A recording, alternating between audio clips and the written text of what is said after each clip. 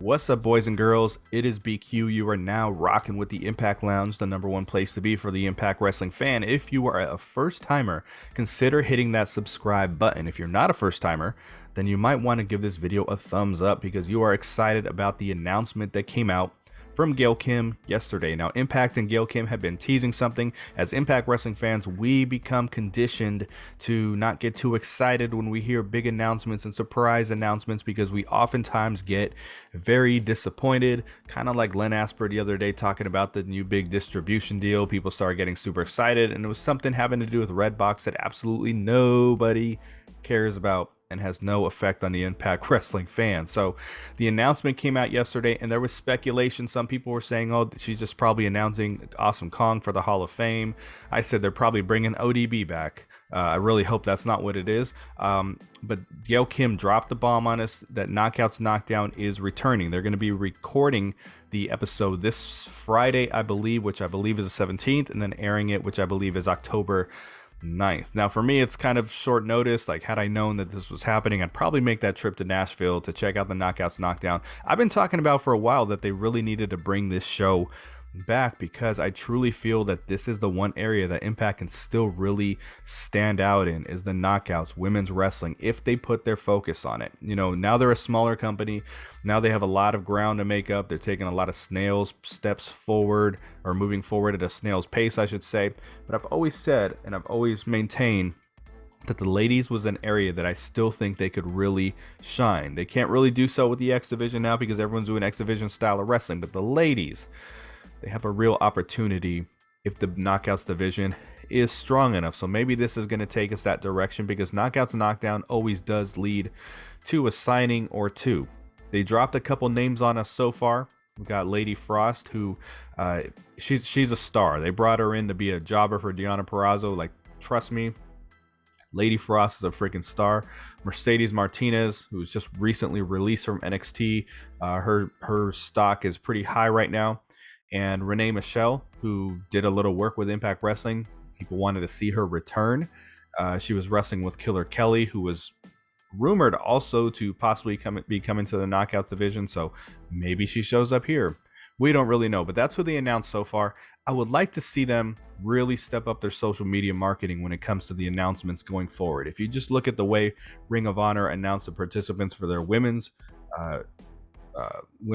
tournament, I want to see something like that. Don't just drop a graphic like they do with the Knockouts tag team title and just drop a graphic and, okay, here's the teams and that's it. You know, I hope they really every day, well, I guess it's filming this weekend, so you know, just find a creative way within the next couple days to announce the names that we're going to see. They're also going to do a Daphne Memorial Battle Royal, I believe. So usually it's like the Queen of the Knockouts they do, right?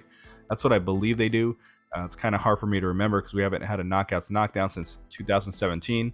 They tried to do the Rise of the Knockouts on Twitch, which was not the best show. I talked to Britt Baker about 2 months ago. You know, she was on that show, and she said it was just a really weird show in general. You know, so it definitely wasn't Knockouts Knockdown.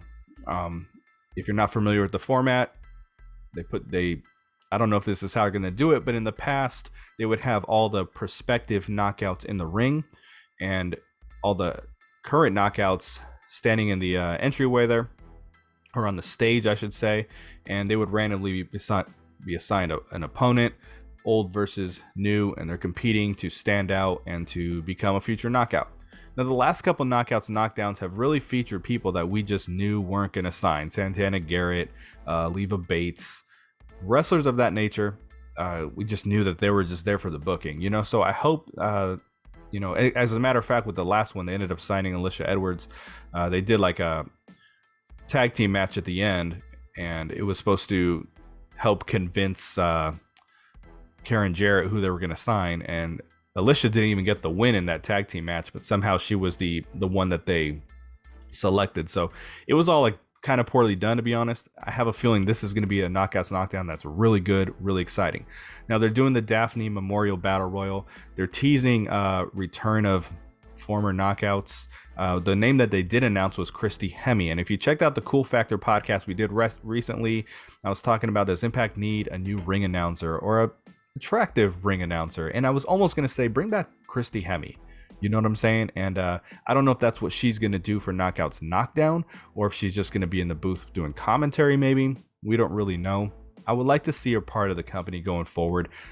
She is one of the people that she's one of the few people you could really pop for when you're talking about past knockouts. Because at this point, outside of Brooke Tessmacher, I don't really know who they could bring back from the past that would be really exciting. My assumption is that, sorry if you hear my cat in the background, there's always a cat around me. My assumption is that for this, that any former knockouts aren't going to use for the be used for the matches themselves, but be used for the battle royal. So I think we're going to see. I think it's a foregone conclusion that we're going to see ODB. I'm going to pause this for a second. Sorry, my cat was losing his mind, but I think it's a foregone conclusion that we're going to see ODB there. I don't really know who else they could really bring. You know, there is Allison Kay out there, Taryn Terrell out there, but they're just either part of another company or doing work for another company right now. You know, Marty Bell, things like that. So, you know, maybe they use their relationships with other companies to bring some people back. Maybe we see like a Diamante or something like that. I think it's wishful thinking because this is an Impact Plus show at the end of the day. So I think it's going to be very much ODB level talent, and then probably some knockouts that we don't care about from the past. That's just me totally speculating, but it's probably going to be something like that. And then as far as the winner of the battle royal, you know, it's likely going to be Havoc.